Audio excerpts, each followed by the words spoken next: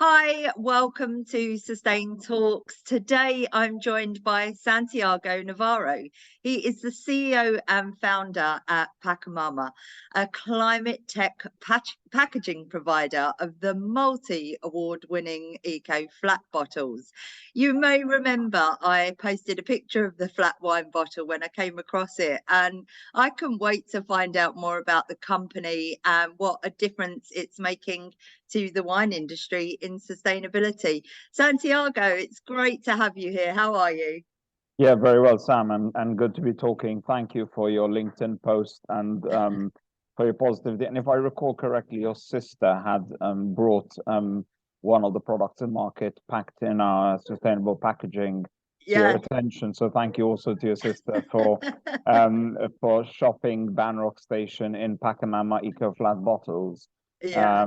We're grateful to every consumer who is interested and purchases, because we through that have the opportunity to get product in hand and then start conversation. And I'll actually address some of that in a bit, how important it is for climate tech packaging or climate tech solutions in general to be visually attractive and catch attention. Yeah. And that's an important thing with the design of our packaging, that because most consumers are living busy lives and are getting on with everything from coping with the with cost of living crisis and other things. We need to catch attention where we can. I use the analogy of the gull wing doors on a Tesla. They're not necessary to make an electric vehicle work, but they make the driver of a Tesla electric vehicle look like and feel like a rock star. So it encourages purchase of more eco-friendly vehicles. And so, yeah, we aim to do the same by making beautiful bottles, beautiful in the eyes of consumers, beautiful in the eyes of Mother Nature, beautiful in the eyes of a business executive. Yeah, I mean, it was beautiful. And it's funny because what happened is she threw the bottle to me and I thought it was going to be glass. And then when I caught it, I was like, oh, wow. And I realized how light it was.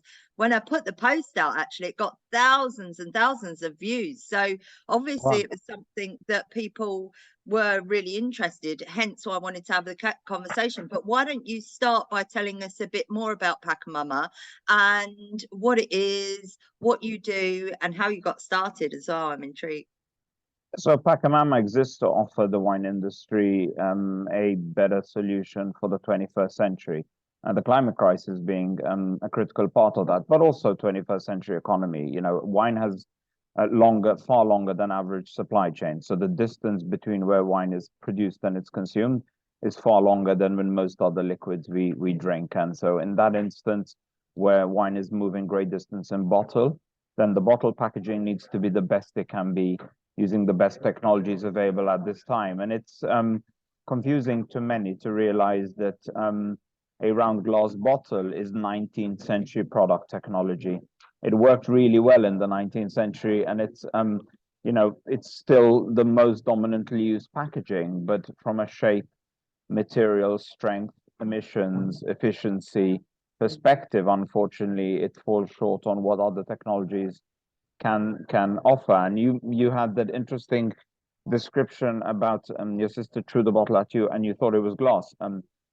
PET, so the material, the plastic used to make drinks bottles, or most commonly used to make drinks bottles, has a glass-like look. I mean, it's a material that is designed to make beautiful bottles, but that is far more efficient in a 21st century world. And so we are using PET, which is the plastic which is marked with a number one, the chasing arrows for those who want to try to identify it, polyester, so similar to the material used in some clothing.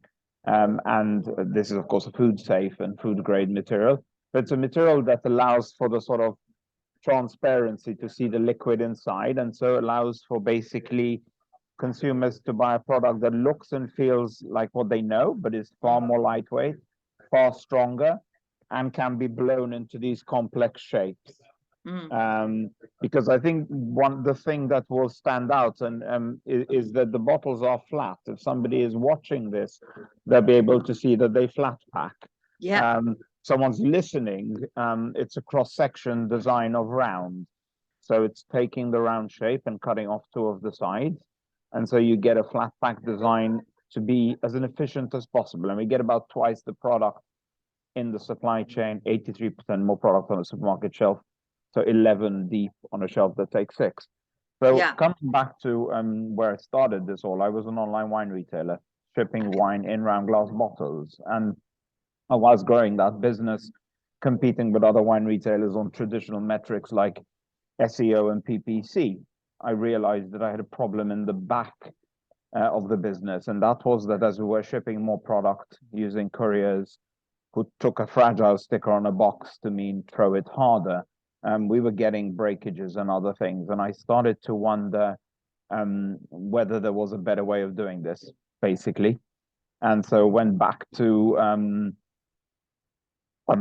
base assumptions. If I had to create a bottle from scratch to move wine the long distances it does through many different hands, through external logistics providers, how would I create that, recognizing that it must protect the wine, that it must look beautiful on the dining table, that it must be strong, that it must be spatially efficient, that it must be lightweight, all these criteria. So that's where I came up with a portfolio of flat pack bottle designs that could be produced using injection stretch blow molding, which is technology used to blow PET bottles at large scale because they must be scalable. The wine industry is 25, 30 billion units per annum business. And so, so that's where we are today. Packamama, a business in the UK and Australia, shipping product in the UK, Europe, and Australia. Shortly, hopefully launching production in France and the United States. There's a product business, but with a greater message, and that is that in the 21st century, we need to be using 21st century technologies, such as shape efficiencies, such as best-in-class material, such as recyclable by design. So I can come back more to the material aspect later because we're proud to be using entirely recycled material, so pre-existing, and that's really important from an emissions perspective. Over to you. Yeah, and let's go into that a little bit more actually, because people will say, you know, plastic versus glass, is it sustainable? I know you know, obviously I've experienced with the weight and the shape, it's obviously much different. What are the environmental, like, versus a glass bottle? Does it stand up better? Yeah, but let me first answer the point about plastics, because if the polymer group that is generally called by its simplistic term plastics are very diverse. Broadly speaking, there's 7 streams of materials.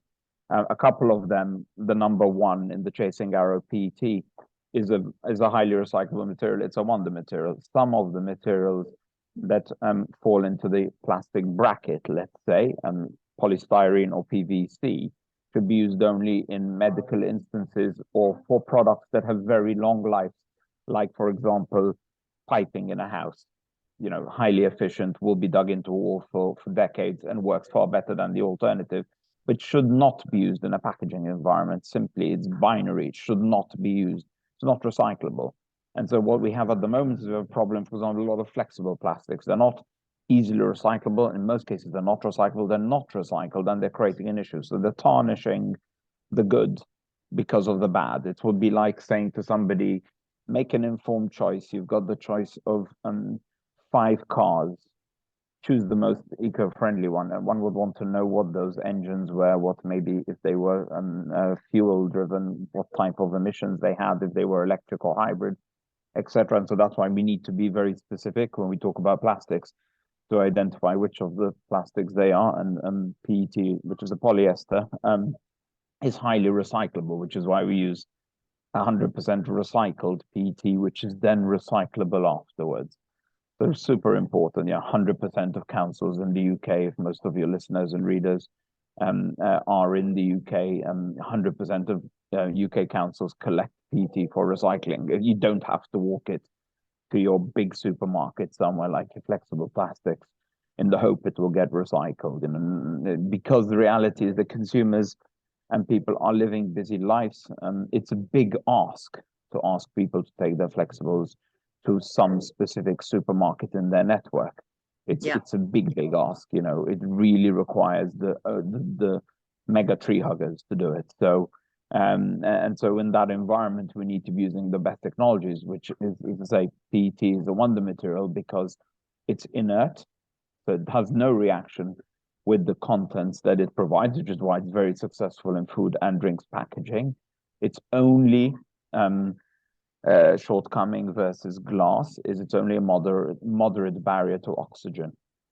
So wines that benefit from cellaring or bottle aging, those must go into glass because glass is totally impermeable to oxygen. So you can put something into glass, you can seal it properly, and it will remain totally airtight for forever. There's an example I've seen where there's a gentleman who's created a little ecosystem within a glass sphere, and that's lasts a long time because and there are wines that have been cellared for more than 100 years and remain good to drink. You could not do that with PET, but approximately 85% of global wine volume is wine that will be around for about a year. So between vintage to vintage, and in most cases will ship into a retailer, will be purchased and consumed in 24, 48 hours a week.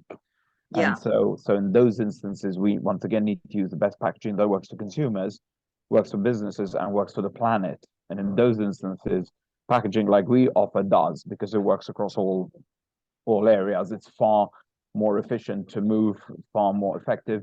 I was actually just looking last night at, again, the figures used by Coles in Australia, the second biggest retailer that stocks our bottles. And, in the press coverage, they mentioned that because of the move to our bottles for the two brands that we're using them, should they move all their product into our bottles, it would save 250,000 kilometers. That's 6 times round the Earth's equator for a truck.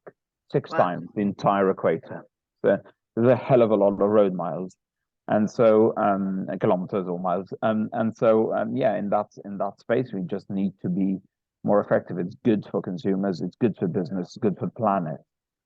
Yeah. And I guess where it's lighter, it's safer for, as you said before, it's not going to smash. It's lighter for the trucks, which means that when they're driving, it's less emissions because it's not as heavy a load, right? Correct. Yeah, we get far more into loads also because in a lot of instances, for example, containers, they're not filled. They can't because the material is so heavy that then the container exceeds its allowed weight. But with us, we can, our bottle is 63 grams versus an average 500 grams for a glass bottle. Wow.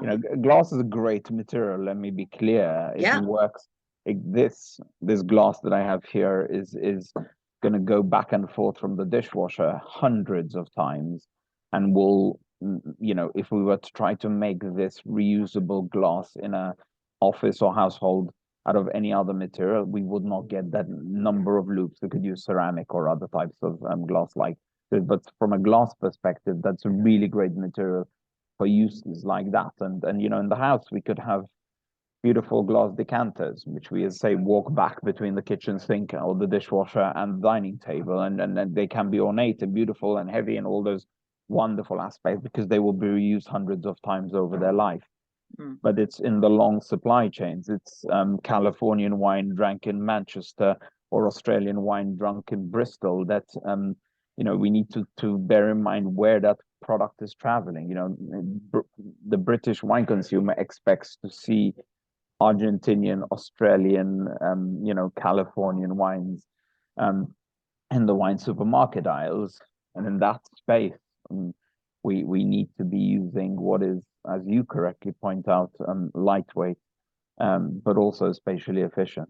Yeah, absolutely. But the materials, where do they come from? I mean, do you use recycled materials? Where do you get them from? And actually, when recycling, there's a lot of talk about recycling, and is it really going to the right places? Where do you get your materials from? So it's complex. So recycling does work. Boris Johnson was foolish, as he has been on several occasions, But he was foolish in saying that recycling doesn't work. That's rubbish. Sorry for the pun, but so yes, but it works for certain materials. I used the example previously of the difference between a rigid plastic like PET and the flexible plastic, mixed material plastic that basically doesn't get recycled or is very hard to recycle. And so we get recycled material from various sources. One source is continental Europe, the other source is Indonesia.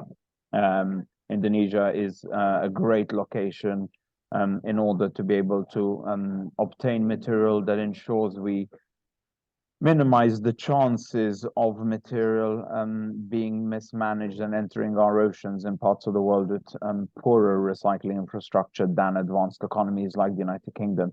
So yes, we obtain material from different sources. There's positively, since we started making product in entirely recycled PET at the beginning of 2018, we did the R&D in 2017 before Blue Planet 2. So Blue Planet 2 was wonderful and has encouraged a lot of people to wake up to reality. But we moved ahead of the curve because I'm well aware of what was happening. And I, as an entrepreneur, I don't need to be told these things. I monitor macroeconomic and macro environmental data. But yes, so we obtain material from different sources, and that is allowing us to offer different solutions for different types of customers. You know, the most efficient you could have is to try to recycle it locally. And so it's really positive to see a growth in recycling infrastructure for PET in the United Kingdom, but also in Europe, and important to intercept and recycle material in Asia, because unfortunately the majority of PET packaging that enters our oceans enters it from a number of rivers that are primarily in Southeast Asia. And so by purchasing material from there, we show that that material has a value and can be intercepted, sold, and reused for something as attractive as a wine bottle. In fact, this bottle with its prevented ocean plastic logo is an example. Actually, it's a big one on the back. An example that this bottle is made from material intercepted around the Bay of Jakarta, Indonesia. And so it's intercepted, collected by micro entrepreneurs who then bale it, gets processed, and eventually, after a couple of steps, is food grade to European Union and United States standards, which is the most rigorous processes for food grade certification, and then gets blown into our bottles and gets a new life. And then afterwards, consumers put it in their recycling bin and goes back around for another life. Yeah, correct. Yeah, circular economy. I love that, and I love where it's coming from and what it's doing to stop the plastic in the ocean. You can't actually, if I'm correct, you can't use the plastic that's in the ocean, can you? Yeah, that's correct. Sunlight and sea salt degrades the material to a level that makes it unsuitable in most instances. Obviously, it's a very generic observation. If I put one of these bottles, chucked it in the water, and pulled it back out in a matter of probably minutes or hours, then of course it's fine. But in a lot of instances, what we're talking about is this in instances, floating material that sits at sea level for a period of time and has the sunshine and the sea salt degrading the material, because plastic does degrade. I mean, the commonly quoted fallacy of 500 years or whatever it is is not correct. There are many figures that get taken and quoted and taken out of context. Because it's very dangerous to drive in Russia. You cannot just say don't drive because there's a high mortality rate because you take the data from Russia. There are exceptional circumstances. If you go back to the very beginning, 60 years ago, and you look at all the plastic ever created, and then you quote the 9% figure of only 9% or whatever sometimes is quoted, it doesn't make any sense. I mean, you just need to look at the recent data to show what's happening now. You can't go back. It would be talking about anything from mortality rates from poor medicine or anything. If you stretch the data set too far, you come up with incorrect conclusions from the using a false data set. Of course, and you can use it in any way for and against in any circumstances at all. I'm interested. Does it affect the? I mean, I'd say no because I tasted it, but I'd say, does it affect the taste in any way in compared to the glass bottle? None. Once again, it's an inert material. Where you would, if you bought wine in our bottle, you put it into a cellar and you took it out in a few years' time and drunk it, it'll likely have oxidized. So what that would mean on the palate is subject to how much oxygen will take it. It will either start to taste a little bitter or might end up being vinegar if you put it away for 5 or 10 years. So yes, that's the worst case scenario, is it oxidizes. But there is no interchange of components or elements from the material. It's an oxygen transmission issue. We add an active oxygen barrier scavenger actually that eats up the oxygen on the way in to give us a period of about 2 years of shelf life. So that's probably an extra year on top of what we need. But in the retail world, you need to have enough space to give retailers time to get product into warehouse, to hold stock, and to sort of, to manage that. And then consumers maybe want to hold onto it for a few months. They might be having a dry month or something, so you can't be too short. But we are accounting for the vast majority of wines. As I say, it's with the 2-year oxygen barrier, 2-year shelf life, excuse me, covering probably 90% plus of wines across the world. So yeah, not enough, but no taste impact. No reaction between the wine and the material. And I guess at that price point as well, it's it's a wine that's meant to be drunk quickly, so it's not something that you're going to save for a long period of time. How have wine should be enjoyed in any event. I mean, it's an absolute shame that wine becomes a traded asset and sits in bonded warehouses and just gets traded on exchanges as some asset. It's wonderful creation from vines and part of cultured life for thousands of years. And it should be there to be enjoyed. Of course, we cannot have fancy wines every evening, but most people have a special occasion at least once a year, their own birthday or the birthday of those they love. So on New Year's Eve. So there is a special occasion that comes up every year. So I'd argue that you probably don't need to keep anything for more than a year. Yeah. Do you how has the wine industry responded? Have you been to some of the trade shows and spoken to many people? Are they responding well to this? Because obviously in every single industry, sustainability is the hottest topic. So how are they responding to it? Oh, massively. So I'm just back from Germany, the world's largest wine fair, which is called Pro Wine. Yeah, very positive. Lots of meetings, lots of interest, lots of new projects. I think, like with most, and this is not just a wine industry issue, change is a challenge for most people. So they know the status quo. It's worked for decades. Like, why change? What's the risk inherent in that? But as we start to see that consumers buy our product, they buy it frequently. In some instances, they buy it more than a like-for-like comparison with a glass SKU, which is identical. Then we start to minimize any of that risk where we can show product market fit. Then the risk of inaction becomes far, far greater than the risk of action and innovation. But generally speaking, most people don't like change. So it takes time to bring people into the process. And, as I say, we shipped first product in mid 2018 for our own brand. So we invented the packaging for our own company, not knowing what the rest of the wine industry would think. But the initial response was so positive. And back then we were called Garçon Wines. principal was bring me my wine, garçon, like in a French bistro or something.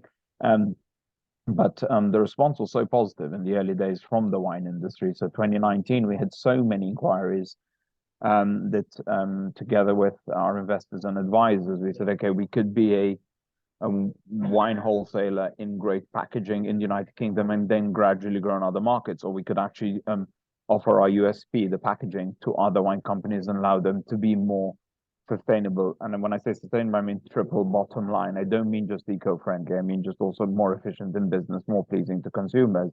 And so, rapidly grow much faster than we could if we were competing with others on the branded aspects and the retailer engagement, etc. So, yeah, the wine industry is responding positive. The wine industry must, because there is arguably no other industry that is currently as challenged by global warming. The vine that produces wines, Vitis vinifera, is highly sensitive to temperature, and in its some would argue 8,000 years of wine history, there's never been a time like this where we've had such a high concentration of atmospheric carbon causing such significant and instant changes in weather patterns.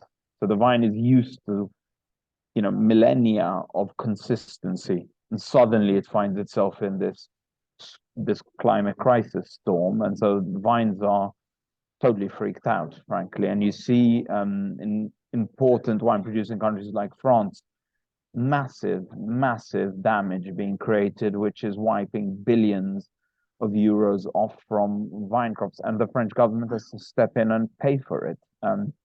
They've paid billions of euros to billions with a B to the wine industry to compensate for damage created through unexpected frosts and stuff like that in April, so pre-summer, and around this time actually. We're recording this in April, if you don't mind me saying. I don't know when it will go. So No, it's fine. I hope I don't. I hope I don't. But yeah, No, around this time, what it is, spring. We shouldn't be expecting a warmer period. The vine should start feel warmer after the winter, and then start to bud, and then get the. But suddenly, if we have a frost, then these issues, and then that's why we see in media coverage on it these scenes of vineyards with all these little fires at night. It looks pretty, but the underlying of that, it's devastating, because you have one frost and that's it. Your crop is gone, and you have to wait for the next year. And so the wine industry, studies show that at a 2 degrees of heating, around 56% of the world of wine will be threatened in an existential way. And so on the current heating trajectory, half of the current world of wine will be rewritten. Let's say like Swades of France will no longer be suitable, and Swades of the United Kingdom will. But do the Burgundians or the Champagne producers all want to live in the United Kingdom? And does Britain want to welcome the entire former French wine industry to the country to produce wines? There's complexities there, and climate migrants can be from countries that currently are considered G7 economies, not just countries that might be more commonly associated with having such a challenge from food scarcity, extreme weather events, and struggles to live because of extreme heat and other things. So then moving to more temperate parts of the globe's surface. So yes, the wine industry is massively threatened, and the wine industry can choose to want to innovate, to contribute to reducing its carbon footprint, or it can dig its head in the sand. But then it should realize that it's digging its own grave. I really never thought about that, the wine industry and how much climate change is affecting. I've recently, and I think the everyday person recognizes the difficulty with certain foods now being available and the prices going up because of energy and everything else. But I just never thought about it with wine. And I guess individuals are making more sustainable choices because they're starting to recognize these things. And, you know, whether it be that the ski slope they've always been to has no snow on it, or the food they like buying from the supermarket isn't there anymore, or, you know, they're health conscious and they eat a lot of eggs and they're not as available. So I really do think that people are starting to recognize the effects of climate change and thinking, you know, what little things can we do about it? And obviously using a lighter bottle, and like Packamama is producing, I think is really great. What's next for Packamama? Yeah, so before I answer what's next, let me add some to that, Sam. I totally agree, and where actually incidents are more devastating to one than just no tomatoes on shelf or something. Yeah, like, you know, that is what I would call a first world problem.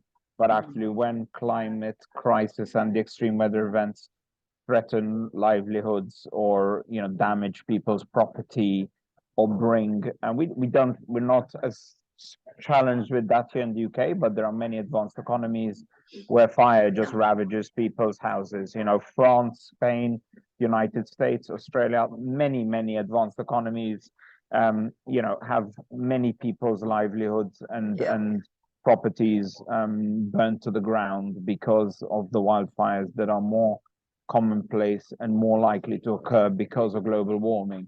In that instance, it's very hard to see how somebody doesn't say, hey, how's this happened to us? You know, our life's hard work, the lovely place we own is now burnt to a cinder. So I do agree with that. I think it's interesting because I was talking to somebody yesterday who has a product that helps employees to become more sustainable, and we were talking about the everyday employee and whether they really care about sustainability. You know, me and you, we live in, breathe it every day. We read about it. We're very invested in it, and we want to make as much difference as we can. The everyday person, unfortunately and shockingly, is they don't get the reality of the climate crisis, the migration that's going to occur, the damage to other worlds, because they're just looking around them at their house and where they live. And, you know, we are starting to see more effects, and even the coasts around England are going to be destroyed, and people that might live in those towns in the next 10 years if we don't do something about this. So, you know, it's just trying to like get people to recognize the simple things that are going to make them think, oh, okay, something is going on, you know, to wake them up a little bit. Yeah, for sure. We're back to the gullwing doors on a car, or a beautiful bottle that fits into your jeans pocket. So it's through better design and through beautiful products that we can engage people who currently don't have the bandwidth or the financial resources or the time or the care to be bothered with that. As I say, I don't know if there is a figure, but I would speculate that there is a large number of people who drive, once again, a Tesla because it's just so cool inside. You know, the big computer screen, all the you know, gadgets, all the things, as I say, the gullwing doors on some of the models, etc. So it's really smart. That don't design an eco-friendly product like an electric vehicle and make it look like a golf buggy or a shopping cart, because that makes nobody get out of bed and feel good. But make a product that makes people have fun, engagement, like what they want to show it to people, they want to show off. Like, we must appeal to people's you know, those genuine things that motivate people that sometimes are pretty basic aspects. So what next for Packamama? As I said at the beginning, we're currently based in the UK and Australia. We just launched a collaboration in France with a global closure giant called Reinventions, that's to more rapidly scale our solution in France. So France is very important for us. and the United States, the world's biggest wine market, and where we can have a massive impact because it's also a very large land mass, and wine moves exceptionally long distances. You know, California is by far the biggest producer of wine in the United States, and also large consumers, but the distribution networks of retailers have a national footprint. And so in some instances, wine will be produced in California, trucked to Kansas, sorted in a warehouse, and trucked back to a consumer who maybe lived just down the road from the vineyard, because that's the way the retailing landscape works. So yes, multinational, multi-product. We are best known at the moment, or we're known for our eco-flat bottle that's made entirely from recycled PET and has this shape, which is a flat version of a Bordeaux bottle. We will be launching different shapes. We will be launching different materials. Oh, cool. We're always seeking what could be next. The positive, there are several positives to Blue Planet 2 and the resulting discomfort with the poor management or mismanagement of materials, and some of them, like some plastics, ending up in our environment. And that is really smart. Ladies and men have been spending a lot of time working on innovative polymers, innovative materials. They might be bio-based or from biosources. They might have superior properties. They might be able to be, you know, far easier to recycle or biodegrade or compost or whatever. So lots of complexities. I'm not going to go into the details now because recognize it's a whole conversation on its own. But yes, we're working on some pretty cool materials. Pretty cool is probably not doing good enough justice. So great performance, you know, very kind on earth. It's exciting times, and that's what happens during exceptional times. We get exceptional human ingenuity to create exceptional outcomes, and that's what we saw, for example, with the pandemic. The phenomenal speed at which vaccines were developed and deployed, so that we could you know, live to look back and say, God, what a period. But many of us and most of us survived. And so yeah, lots going on in the material space, new shapes, new locations, exciting times for us, because I say we're operating in a space which is 20-30 billion units per annum. We're in the millions at the moment, so we've got a long space to go to get into the to change our M's to our B's. Absolutely. Yeah, and I really wish you the best, honestly. I think, like, it gives me faith that there's innovations continuing to come. And, you know, when I think about the climate crisis with sustainability, it's going to take a lot of innovation to get us to where we need to go. And Santiago Packamama, honestly, it's one of those products. It stood out to me. I had to speak to you. I'm so glad I did. I always find it so interesting. I love sharing the news with my followers, on whether it be on LinkedIn or Twitter or wherever else, on YouTube and my other channels. I really just enjoy showing something different, and I hope that people look out for your bottles in the supermarket and realize that by buying them, that they're making a difference too.